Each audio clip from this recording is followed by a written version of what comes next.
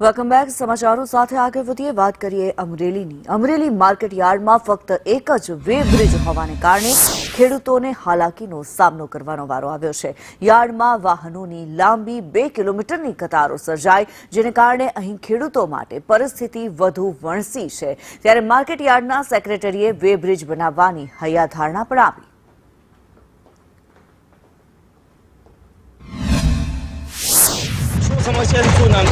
ભાઈ હરાજી તો છે ને 9:30 વાગ્યામાં થઈ ગઈ છે. લાઈનમાં વે બ્રિજની લાઈનમાં છે.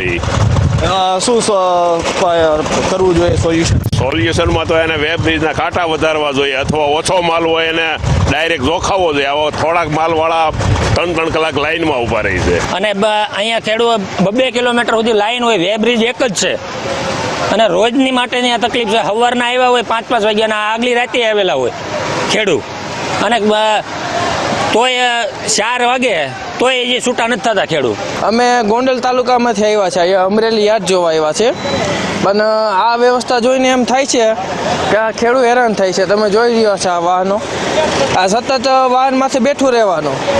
આ 2 કિલોમીટરની લાઈનો છે, આમ શેડ ઉપર આમ ફરતી કોર. જૈનિક સુચિત્રા, સંદેશ ન્યૂઝ, અમરેલી સિટી. એક સાથે જે ભરાવો થતો હોય તો થોડાક દિવસ પૂરતી અવ્યવસ્થા તો ન કહેવાય, પણ થોડાક દિવસ પૂરતા વાહનો એક સાથે આવતા હોય તો થોડીક વાર 1-2 કલાક સુધી લાઈન થતી હોય છે.